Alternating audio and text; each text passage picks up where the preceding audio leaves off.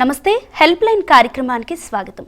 ఈరోజు help line కార్యక్రమంలో మీకు న్యాయపరమైన సలహాలు సూచనలు ఇవ్వడానికి సీనియర్ అడ్వకేట్ విజేత గారు మనతో పాటు ఉన్నారు. మీకు ఎటువంటి న్యాయపరమైన సూచనలు సలహాలు కావాలన్నా హెల్ప్ లైన్ని సంప్రదించండి. వివాహం అనేది కేవలం ముళ్ళపూల బంధం కాదు, ఇది రెండు మనసుల మధ్య ఏర్పడే బాధ్యతల ఒప్పందం. ప్రేమ, అనురాగం, నమ్మకం, గౌరవం ఉంటేనే పెళ్లి బంధం అనేది నిలుస్తుంది. కానీ పెళ్లికి ముందు మాట్లాడాల్సిన విషయాలు మాట్లాడకపోతే పెళ్ళి తర్వాత అదే విషయాలు పెద్ద సమస్యకి దారితీసే అవకాశం ఉంది. సో అందుకే ఈ హెల్ప్ లైన్ కార్యక్రమంలో ఈరోజు ప్రీ మ్యారిటల్ కౌన్సిలింగ్ గురించి తెలుసుకుందాం. మనతో పాటు అడ్వకేట్ విజేత గారు ఉన్నారు, వారితో మాట్లాడదాం. నమస్తే మ్యామ్. నమస్తే మ్యామ్, ఇంతకుముందు పెళ్ళిళ్ళు చూసుకున్నట్లయితే పాస్ట్ జనరేషన్లో ఇరు కుటుంబాలు మాట్లాడుకొని పెళ్ళి సంబంధాలు కుదుర్చుకొని అలా చేసుకునేవారు. బట్ ప్రజెంట్ సిచ్యువేషన్లో మాత్రం పెళ్లి చేసుకోవాలంటే ముందు కౌన్సిలింగ్ అనేది అవసరం ఏర్పడింది. అసలు ఇది ఎందుకు అంటారు? అంటే మనకి కొత్త, కానీ ఇప్పుడు ఫారిన్ కంట్రీస్ అన్నిట్లో కూడా ప్రీ మ్యారిటల్ కౌన్సిలింగ్ అనేది చాలా సర్వసాధారణంగా అయిపోయింది. అక్కడ ఏంటంటే మ్యారేజ్కి బిఫోర్ కౌన్సిలింగ్ కంపల్సరీ చేశారు. అక్కడ కంపల్సరీ చేస్తేనే అక్కడ వాళ్ళు సెట్ అవ్వగలుగుతారు. ఇక్కడ ఏమవుతుందంటే ఇప్పుడు ప్రజెంట్ మ్యారేజ్ అయిన ఒక రోజుకో లేకపోతే ఒక నెలకో మాకు ఈ పెళ్ళొద్దు, విడాకులు కావాలి అని అడ్వకేట్స్ దగ్గరికి వచ్చే సంఖ్య పెరిగిపోతుంది రోజు రోజుకి. దీనికి కారణం ఏంటంటే మ్యారేజ్ అనేది ఒక అడ్జస్ట్మెంట్.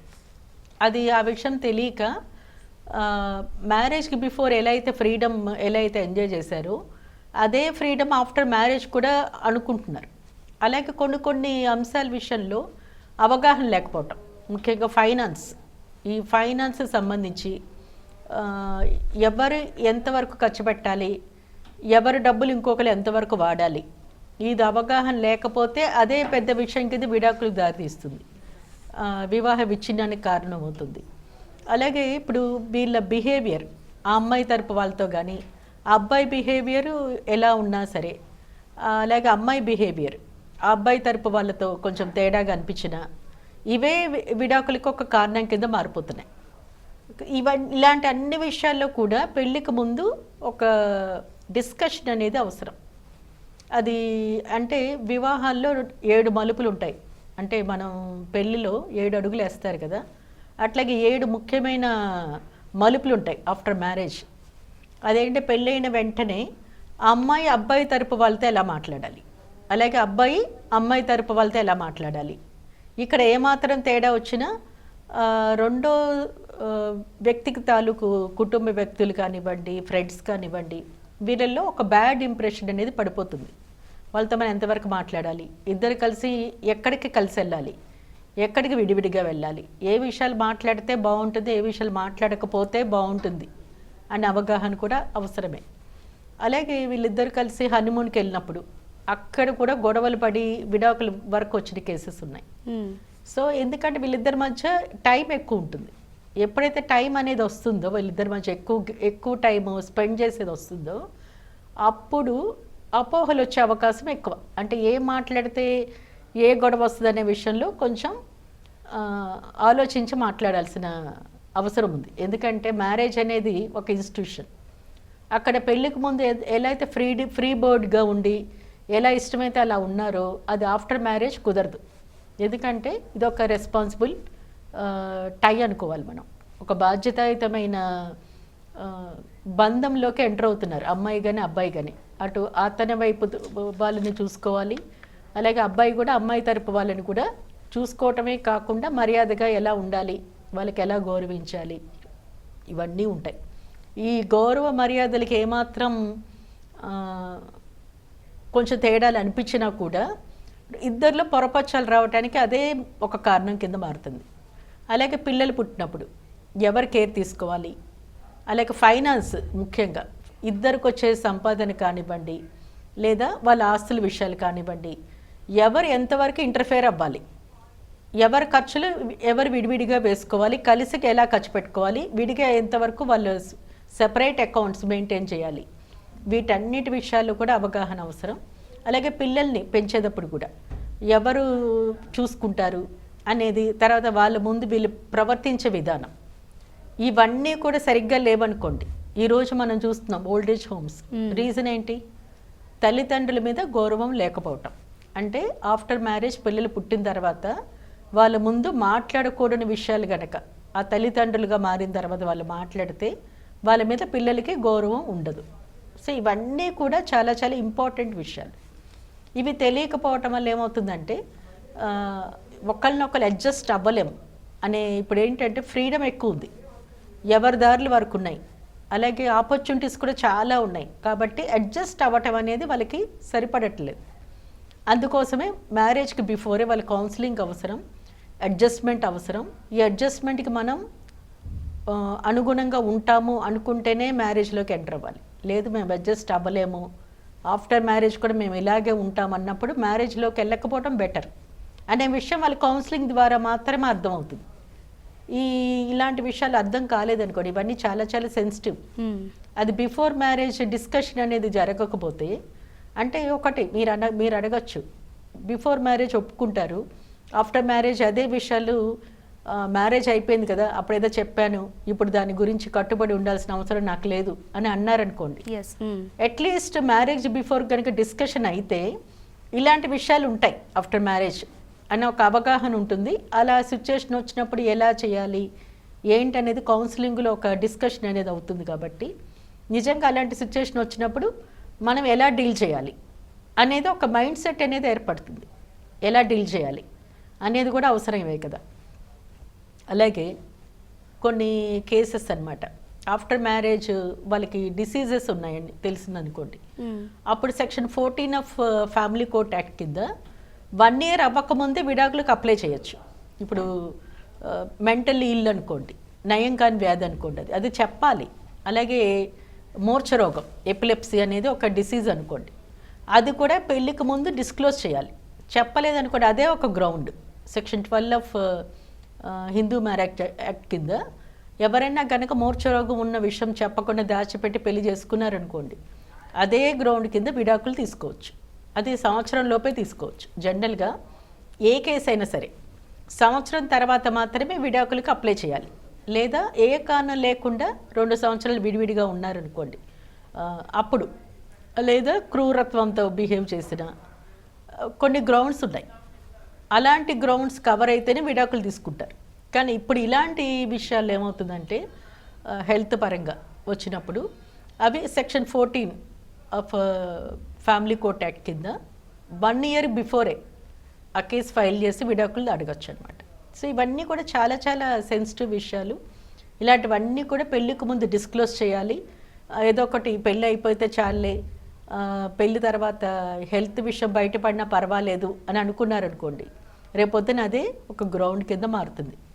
మీరు అన్నట్టు 1 year తర్వాత మీరు యాక్ట్ కింద చేసుకోవాలని చెప్పారు. బట్ ఒకవేళ 1 year తర్వాత ఒకరి గురించి ఒకరు తెలుసుకున్న తర్వాత నచ్చకపోతే అప్పుడు ఎలా మరి? ఒకవేళ 1 year ఆఫ్టర్ 1 year తర్వాత అదే ఇప్పుడు ఏంటంటే ప్రతి కేసు కోర్టుకి రాగానే విడాకులు ఇవ్వట్లేదు ఫ్యామిలీ కోర్ట్స్. అక్కడ ఏం చేస్తున్నారంటే ఖచ్చితంగా 3 times మీడియేషన్ జరుగుతుంది కోర్టులో. అంటే విడాకులకు కోర్టులో కేసు వేసినా సరే 3 times మీడియేషన్ అనేది ఫ్యామిలీ కోర్ట్ ఒక రెస్పాన్సిబుల్గా తీసుకుంటుంది. మీడియేషన్ ఖచ్చితంగా చేస్తుంది. అంటే ఒక ట్రయల్ అనమాట. వీళ్ళు కలపటానికి మా వంతు ఏం చేస్తామని ఒక ట్రైన్డ్ మీడియేటర్స్, అంటే అడ్వకేట్స్కి మీడియేషన్ చేయటం ట్రైనింగ్ ఇచ్చి వారి ద్వారా పెండింగ్ కేసెస్ అందులో కౌన్సిలింగ్ చేస్తారు. ఒక 3 times మినిమం 3 times.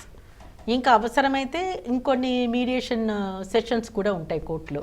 అంటే కోర్టుకి వెళ్ళినంత మాత్రాన వెంటనే విడాకులు వస్తాయని ఈరోజు అనుకోవడానికి లేదు.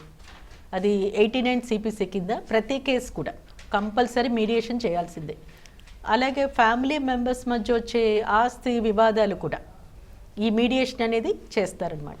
రైట్ మేడం, కాలర్ వెయిట్ చేస్తున్నారు, చూద్దాం. Hello hello, good evening madam. Good evening అండి. ఎక్కడి నుంచి కాల్ చేస్తున్నారు? మీ పేరేంటి? మేము గుంటూరు డిస్ట్రిక్ట్ అండి, పిడుగురాల. ఓకే, మీ పేరు? నా పేరు షబీర్ అండి. ఓకే షబీర్ గారు, అడ్వకేట్తో మాట్లాడండి, మీ సమస్య ఏంటో చెప్పండి. షబీర్ గారు నమస్తే మేడం. నమస్తే.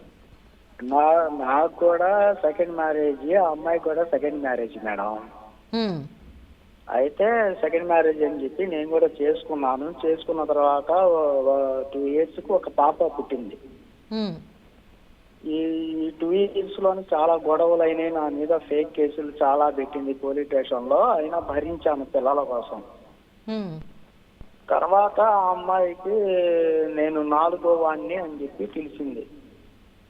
మీరు నేను 4వ భర్తనంట ఆ అమ్మాయికి ఆహా, తెలిసింది. సార్ చేసుకున్న తర్వాత ఇంకా చేసేది ఏముందిలే, ఆ పిల్లలు నోరు లేని ఆ పసిపిల్లలు ఏదో ఎదవుతారని చెప్పేసి అంతే నెట్టుకుంటూ వచ్చా సంసారాన్ని. ఉమ్, తర్వాత మళ్ళీ ఒక పాప, ఉహు, ఇద్దరు మేడం పాపలు. ఒక అమ్మాయికి ఏమో 4 years, ఒక పాపకి 3 years. ఉమ్, ఇప్పుడు ఆ అమ్మాయి నలుగురిలో నన్ను హవాహలాన చేయడం, నన్ను ఇబ్బంది పెట్టడం, నలుగురిలో నన్ను ఇది చేయడం, ఇంట్లో ఒక రకం బయట ఒక రకం అలా చేసి నన్ను ఇంట్లో నుంచి బయటికి వెళ్ళగొట్టింది. ఉహు, నేను బయటికి రావడం, మళ్ళీ నేనే పిల్లల కోసం మళ్ళీ తలకాయ దించుకొని నేనే పోయి కాపురం ఉండటం చేశా. ఉమ్. ఇప్పుడు అసలు ఇప్పుడు మీ సమస్య చెప్పండి నాకు. మీరు కాదండి రీసెంట్ 1 year బ్యాక్ షబీర్ గారు వినండి. ఇప్పుడు మీరు ఆమెతో కలిసి జీవించడానికి కౌన్సిలింగ్ అవసరం అనుకుంటున్నారా? లేదు మేడం, మారే అవకాశం లేదండి. ఇంకా 7 years ఎదురు చూశాను నేను, మారిద్ది అని. ఉమ్, నాకు ఇప్పుడు ఆ చిల్డ్రన్ తీసుకోవాలని నా ఆలోచన మేడం, వాళ్ళని చూసుకొని బతకాలన్న ఆలోచనలో ఉన్నాను మేడం. ఉమ్. కానీ మీరు కౌన్సిలింగ్ అయితే ఒకసారి అటెండ్ అవ్వాలండి, పిల్లలు ఉన్నారు కాబట్టి. అంటే విడాకులు తీసుకుని పిల్లల కస్టడీ అడుగుతారా, లేకపోతే కొంతకాలం దూరంగా ఉండి పిల్లల కస్టడీ తీసుకుంటారా అన్నది కోర్టులో మీరు పిటిషన్ వేసి నిర్ణయం తీసుకోవాల్సి వస్తుంది. ఇప్పుడు మీది ముస్లిం మ్యారేజ్ కదా? అవును మేడం. మీది ముస్లిం మ్యారేజ్ కాబట్టి మీరు మీ ట్రిపుల్ తలాక్ ఇప్పుడు చెల్లుబాటు కాదు కాబట్టి మీరు కోర్టులో కేసు వేసుకోవచ్చు, అంటే వైఫ్ క్రుయల్టీ మీద. అలా పిల్లలు నేను కోరుకుంటున్నా, నా మనసులో మాట ఏంటంటే నేను కోరుకుంటుంది ఇద్దరిని ఆపోజిట్ లో పెట్టి ఎవరిది తప్ప అనేది తెలుసుకొని ఈ చిల్డ్రన్ ఎవరి దగ్గర పెరిగితే బాగుంటారు. అయితే మీరు ప్రీ మ్యారిటల్ కౌన్సిలింగ్ అని ఉందండి ఇప్పుడు. ప్రీ మ్యారిటల్ కౌన్సిలింగ్ లాగా ప్రీ లిటిగేషన్ అంటే కోర్టులో విడాకుల కేసు కాకుండా ఒక ట్రయల్ అనమాట. లిటిగేషన్కి బిఫోరు ఇద్దరి మధ్య జరిగిన ఏవైతే గొడవలు ఉన్నాయో అవి జడ్జి గారు, సీనియర్ అడ్వకేట్స్ ఛాంబర్లో కూర్చొని మాట్లాడతారు. దాన్ని ప్రీ లిటిగేషన్ అంటారు. అంటే మీరు కోర్టులో కేసు వేస్తే అది లిటిగేషను. కోర్టులో కేసు వేసే వరకు వెళ్లకుండా జడ్జి గారే స్వయంగా వింటారు, మీ ఇద్దరి మధ్య అసలు ఎందుకు గొడవలు వస్తున్నాయి, ఆవిడ మిమ్మల్ని ఎందుకు అలా ట్రీట్ చేస్తున్నారు, ఇవన్నీ జడ్జి గారు మాట్లాడతారు. అంటే సీనియర్ అడ్వకేట్స్ కూడా మీడియేషన్లో కూర్చుంటారు, అందరు కూర్చొని మాట్లాడతారనమాట. ఇదంతా ఏంటంటే కోర్టులో కేసు వేయడానికి బిఫోరే ఒక ట్రయల్ వేస్తారు జడ్జెస్. వీళ్ళ మధ్య ఏమన్నా పొరపక్షాలు ఏమన్నా ఉంటే సరిదిద్దడానికి ఏమైనా ఆస్కారం ఉంటుందా అని ఒక చిన్న ప్రయత్నం చేస్తారు. అది మీరు ప్రీ లిటిగేషన్ కింద లీగల్ సర్వీసెస్ అథారిటీకి అప్రోచ్ అయ్యి ఒక అప్లికేషన్ ఇవ్వచ్చు. లీగల్ సర్వీసెస్ అథారిటీ నుంచి మీ వైఫ్కి నోటీస్ ఇస్తారు. అది కోర్టులో కేసు కాదు, అది జస్ట్ టాక్స్ కోసం లీగల్ సర్వీసెస్ అథారిటీ నుంచి చేసే ఒక చిన్న ప్రయత్నం. ఆ ప్రయత్నం ఫలించకపోతే అప్పుడు మీరు కోర్టులో కేసు వేసుకోవచ్చు. సో అది పిల్లల కస్టడీ కూడా అప్పుడే వాళ్ళిద్దరి మధ్య అసలు ఎవరి దగ్గర ఉంటే పిల్లలు బాగా పెరుగుతారు. అంటే పిల్లలు వెల్ఫేర్ అనేది చాలా ఇంపార్టెంట్. ఎవరి దగ్గర ఉంటే వాళ్ళు చదువుకోగలుగుతారు, మంచి పౌరులుగా ఎదగలుగుతారు అనేది కోర్టు ఇవన్నీ చూస్తుంది, ఎవరికి కస్టడీ అప్పచెప్పాలన్న విషయంలో. బట్ జనరల్గా అయితే ఆఫ్టర్ 5 years ఫాదర్కే రైట్ ఉంటుంది. ఆ 5 years తర్వాత ఫాదర్కి ఇవ్వకూడదు అన్నప్పుడు వైఫ్ చెప్పాల్సిన విషయాలు ఏంటంటే, ఫాదర్ దగ్గర ఉంటే వాళ్ళ వెల్ఫేర్ బాగుంటుందా బాగోదా అన్న విషయంలో ఆవిడకి ఒక క్లారిటీ ఉండాలి. పిల్లలు కనుక ఫాదర్ దగ్గర పెరిగితే వాళ్ళ భవిష్యత్తు బాగుండదు, అలవాట్లు బాగోలేదు కాబట్టి పిల్లలు సరిగ్గా పెరగరు అని ఆమె నిరూపించగలిగితేనే అది మదర్కి ఇస్తారు, లేకపోతే ఫాదర్దే right after 5 years. Okay, next caller లైన్లో ఉన్నారు, చూద్దాం. హలో, నమస్తే అండి, మీ పేరు? నా పేరు నాగరాజ్ అండి. ఓకే, నాగరాజ్ గారు ఎక్కడి నుంచి కాల్ చేస్తున్నారు? మాది కలికిరి మండలం 18 గ్రామం మేడం. ఓకే, మీ సమస్య ఏంటో అడ్వకేట్తో మాట్లాడండి. నాగరాజు గారు చెప్పండి. నా సమస్య ఏం లేదు మేడం. నమస్కారము మీకు. నమస్తే, చెప్పండి. మా కూతురు 30 సంవత్సరాలు. ఆమె డిఎస్సి రాసి ఉద్యోగం రాలేదు. చెప్పండి సార్. డిఎస్సి రాసి ఉద్యోగం రావడం కారణంగా మళ్ళీ చదవాలా, హాస్టల్లో ఉండాలంటుంది మేడం. హాస్టల్లో పెట్టి చదివించే స్తోమత లేదు. ఆవిడ 30 ఏళ్ళ తర్వాత హాస్టల్లో పెట్టి చదివించాలి అంటే మీకు బాధ్యత లేదండి. ఎందుకంటే 30 ఇయర్స్ అంటే మేజర్ అయిపోయారు ఆమె ఆల్రెడీ కదా. మళ్ళీ చదువుకో అని చెప్తున్నాను మేడం. బిఎస్సి ఆవిడ చదువుకోనివ్వండి, ఆవిడ చదువుకుంటుంది, కానీ మీకు బాధ్యత ఉండదు. ఆవిడ కూడా సంపాదించాలి. 30 ఏళ్ళు వచ్చాయి కదా, ఆవిడ ఇప్పుడు ఏదైతే చదువుకున్నారో దాంతో ఏదో ఒక వృత్తి ఆవిడ చేసుకోవాలి. ఆ వచ్చే డబ్బులతో ఆవిడ బతకాలి. అందుకని ఫాదర్ని కంపెల్ చేసి నేను హాస్టల్లో ఉండాలి, మీరు భరించాలి అంటే అది కుదరదు ఈ రోజుల్లో. అలా ఎవరన్నా ఆస్తి విషయంలో కనుక పేరెంట్స్ని ఒత్తిడి చేస్తే కూడా అలాంటి ప్రెషర్ కూడా చెల్లదు ఈ రోజుల్లో. దానికి సంబంధించి కూడా చాలా జడ్జిమెంట్స్ హైకోర్టులోను సుప్రీంకోర్టులోను ఇవ్వటం జరిగింది. అంటే పిల్లలు ఏంటంటే తల్లిదండ్రుల మాట ఒక ఏజ్ వచ్చిన తర్వాత వినకపోతే, లేకపోతే ఇష్టం వచ్చినట్టు బయట తిరుగులు తిరిగేసి రకరకాల అలవాట్లకు అలవాటు పడి తల్లిదండ్రులు పీడిస్తే మట్టుకు అది కోర్టు యాక్సెప్ట్ చేయదు ఈ రోజుల్లో. సో పిల్లలు ఏంటంటే మేజర్ అయిపోయిన తర్వాత తల్లిదండ్రులకు సంబంధించి వాళ్ళు ఎలాంటి ప్రెషర్ పెట్టినా, అంటే బాధ్యత లేకుండా, ఆవిడకి 30 ఇయర్స్ వచ్చేసాయి. 30 ఇయర్స్ వచ్చాయంటే ఏదో ఒకటి వృత్తి చేసుకోవాలి. ఆమె చదువుకు సంబంధించో లేకపోతే కుటీర పరిశ్రమలనో ఏదో ఒకటి చేసుకోవాలి. ఆమె కాళ్ళ మీద ఆమె నిలబడాలి. వీలైతే తల్లిదండ్రులు కూడా చూసుకోవాలి. అది ఆడపిల్ల అయినా మగపిల్ల అయినా ఈరోజు ఒకటే కదా రూలు. ఇద్దరికి ఆస్తి హక్కు ఎలా ఉందో.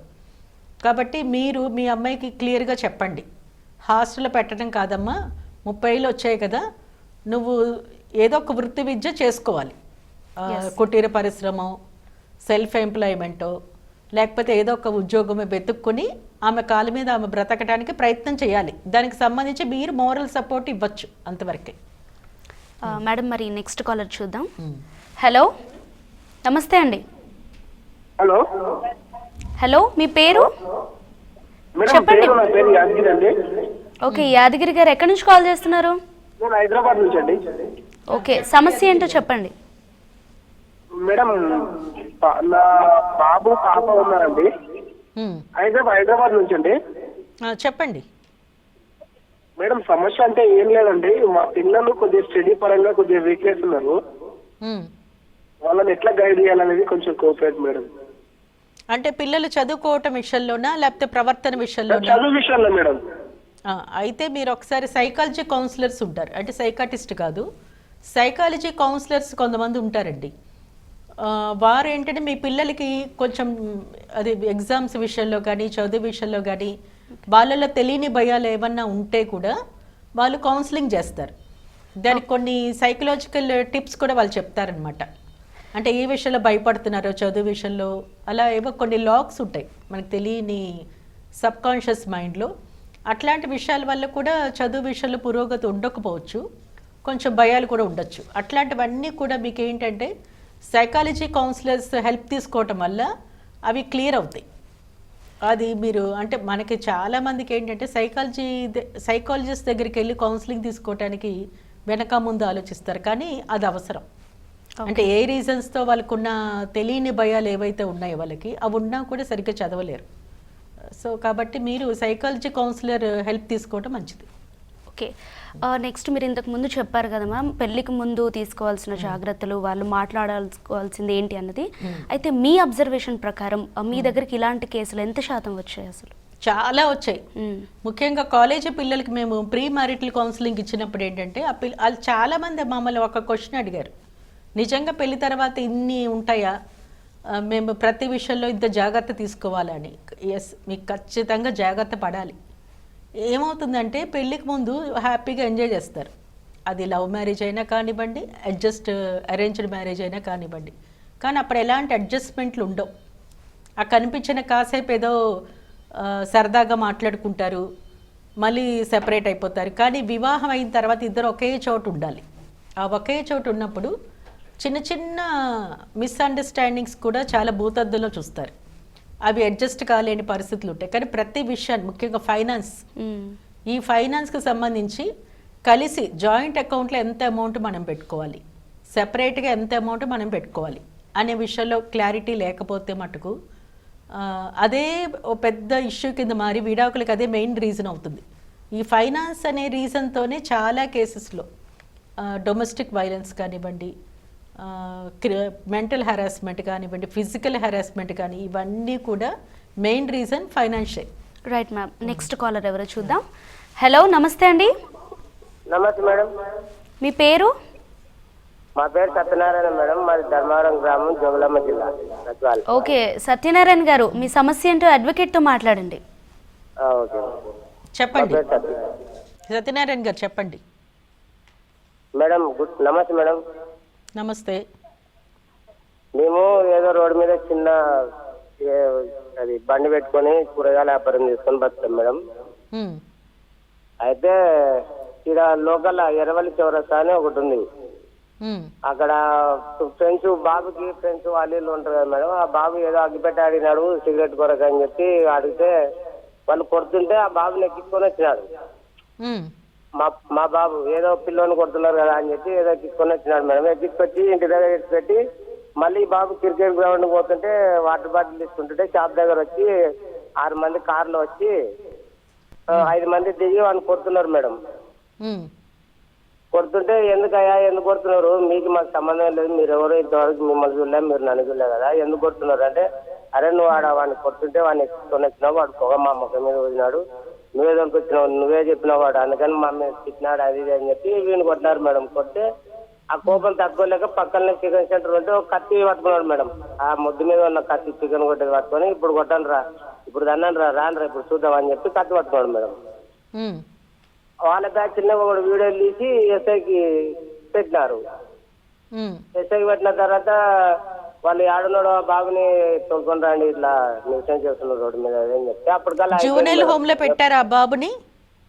అమ్మా జువెనైల్ హోమ్ లో పెట్టారా?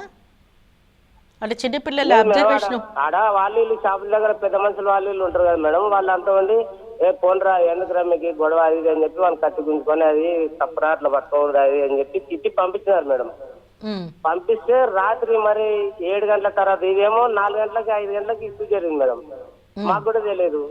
మేము రాత్రి 7 గంటలకి ఎస్ఐ సారు పోలీసులు క్రికెట్ గ్రౌండ్ కాడ బాబుని కొడుతున్నారు అది అంటే పోయినాను మేడం. నేను మా చిన్న అబ్బాయి ఉంటే ఇద్దరు అబ్బాయిలే. మీ బాబు వయసు ఎంత? వాడు తోలుకొని పోయినాడు. మీ బాబు వయసు ఎంత అండి? మా బాబు 19 ఉంటాయి మేడం. 19 ఏళ్ళ.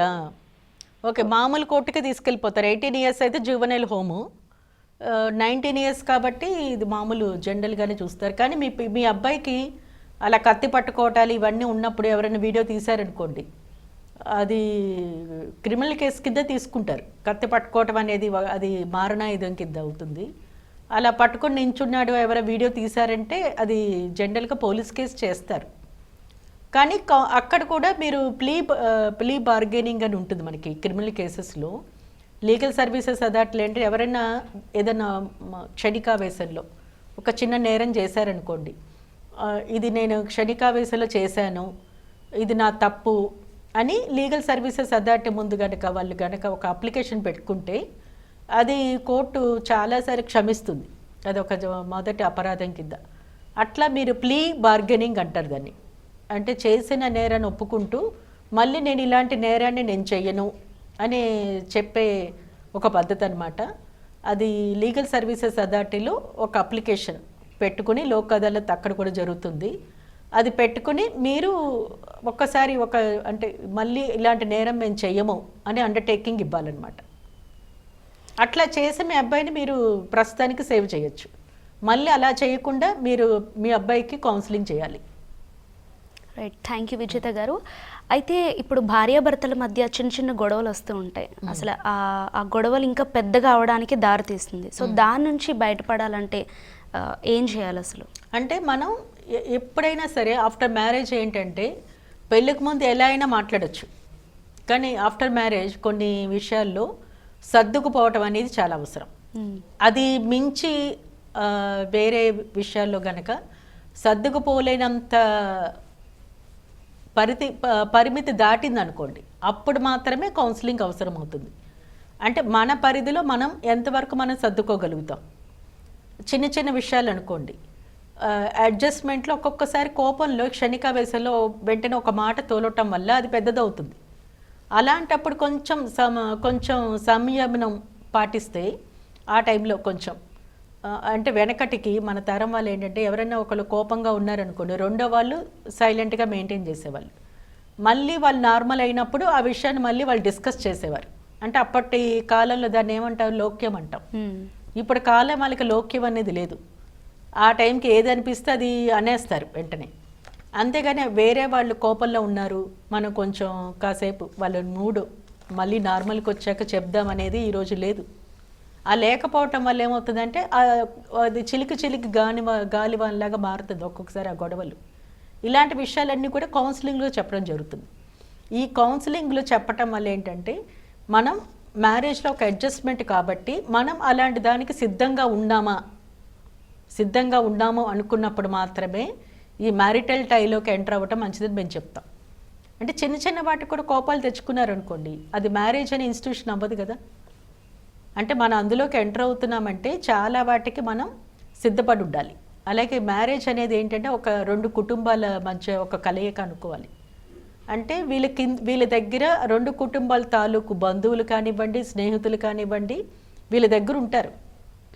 వీళ్ళు వేరే వాళ్ళతో రిలేషన్ మెయింటైన్ చేయడం కూడా ఎలా ఉంటుందంటే మోరల్ సపోర్ట్ విషయంలో కానివ్వండి, ఫైనాన్షియల్ సపోర్ట్ విషయంలో కానివ్వండి, వేరే వాళ్ళతో మనం ఎంతవరకు ఉండాలి, మనం వేరే వాళ్ళకి ఎంతవరకు హెల్ప్ చేయాలి, వేరే వాళ్ళ హెల్ప్ మనం ఎంతవరకు తీసుకోవాలి, ఇవన్నీ ఉంటాయి. ఇలాంటి విషయాల్లో వైఫ్ అండ్ హస్బెండ్ ఎప్పటికప్పుడు డిస్కస్ చేసుకుంటూ ముందుకు సాగితేనే ఆ వివాహ బంధం బాగుంటుంది. కానీ ఎప్పటికప్పుడు వాళ్ళు క్షణికావేశాలతో వెంటనే మాట తోలటాలు ఇవన్నీ ఉన్నాయనుకోండి, అడ్జస్ట్మెంట్ లేదనుకోండి, అప్పుడు అలాంటివి పెద్ద పెద్ద కారణాల కింద మారిపోయి విడిపోవటం వరకు వెళ్ళిపోతుంది. అంటే ఒక బంధం విడిపోకుండా ఉండాలి అంటే ఒకళ్ళు ఒక అడుగు ముందుకేయాలి, ఇంకొకళ్ళు తగ్గాల్సి వస్తుంది. దీన్నే అడ్జస్ట్మెంట్ అంటాం. Right madam, pre marital council గురించి తెలియజేసినందుకు థ్యాంక్ యూ సో మచ్. చూశారు కదండి, ఇది ఇవాల్టి హెల్ప్ లైన్ కార్యక్రమం. మరొక కార్యక్రమంలో మళ్ళీ కలుసుకుందాం. అంతవరకు సెలవు, నమస్తే.